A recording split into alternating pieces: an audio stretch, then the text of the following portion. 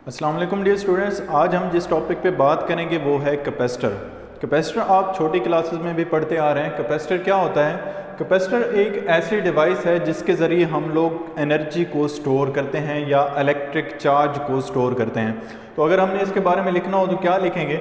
A device use to store electric charge is called capacitor. ठीक है, अब इसकी अगर हम कंस्ट्रक्शन देखें तो हमारे पास दो मेटल प्लेट्स होती हैं।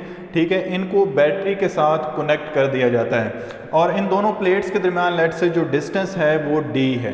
ठीक है, अब इस प्लेट को हमने क्या किया है, बैटरी के पॉजिटिव टर्मिनल के साथ कनेक्ट किया है और इस प्लेट को हमने क्या किया है, negative terminal of the battery के साथ कनेक्ट किया है। तो जाहिर सी बात है, अगर हमने इस प्लेट को positive terminal of the battery के साथ कनेक्ट किया है तो इस प्लेट पर पॉजिटिव चार्ज डिपॉजिट होगा और इस प्लेट पर नेगेटिव चार्ज डिपॉजिट होगा।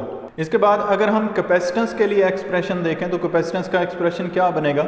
हमें पता है कि ये चार्ज जो यहाँ पे इस कैपेसिटर पर स्टोर हो रहा है ये इस पोटेंशियल डिफरेंस की वजह से स्टोर हो रहा है। तो आप बैटरी का जितना पोटेंशियल डिफरेंस प्रोवाइड करते हैं उतना ही चार्ज इस कैपेसिटर पर स्टोर होता है। ठीक है, तो जितना पोटेंशियल आप प्रोवाइड करेंगे उतना ही चार्ज यहाँ पे कैपेसिटर की प्लेट्स पर स्टोर होता रहेगा। तो यहाँ से हम लोग लिख सकते हैं Q directly proportional to V। ठीक है, अब अगर ये चार्ज इस पोटेंशियल डिफरेंस के डायरेक्टली प्रोपोर्शनल है और अगर हमने इस प्रोपोर्शनैलिटी के साइन को ख़त्म करना है तो जाहिर सी बात है हमें क्या करना पड़ेगा, एक कांस्टेंट इंट्रोड्यूस करवाना पड़ेगा।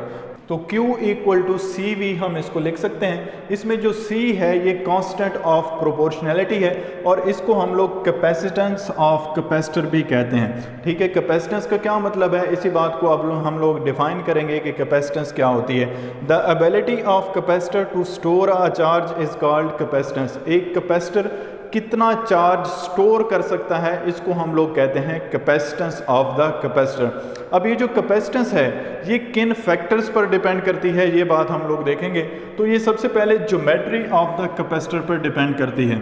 मतलब ये है कि ये जो कैपेसिटर है इसकी ज्योमेट्री किस तरह की है। लेट से इसका एरिया जो है प्लेट्स का वो कम है या ज़्यादा है तो इस हिसाब से जो चार्ज स्टोर करने की एबिलिटी है वो भी फिर कम या ज़्यादा हो जाएगी। इसी तरह से मीडियम बिटवीन प्लेट्स। ठीक है, दूसरा फैक्टर जिस पर ये कैपेसिटेंस डिपेंड करती है वो है मीडियम बिटवीन द प्लेट्स। अगर इन प्लेट्स के दरमियान कोई मीडियम है और अगर कोई मीडियम नहीं है तो उस हिसाब से फिर कैपेसिटेंस भी वेरी करती है। इसके बाद थर्ड नंबर पे हमारे पास जो फैक्टर है जिस पर ये कैपेसिटेंस डिपेंड करती है वो है सेपरेशंस बिटवीन द प्लेट्स। अगर ये जो कैपेसिटर्स की दो प्लेट्स हैं अगर इनके दरमियान जो सेपरेशन है इसको आप कम या ज़्यादा करते हैं तो फिर उस हिसाब से कैपेसिटेंस भी कम या ज़्यादा होती है। अब अगर हमने इस कैपेसिटेंस का यूनिट देखना हो तो यूनिट किस तरह से निकाला जाता है?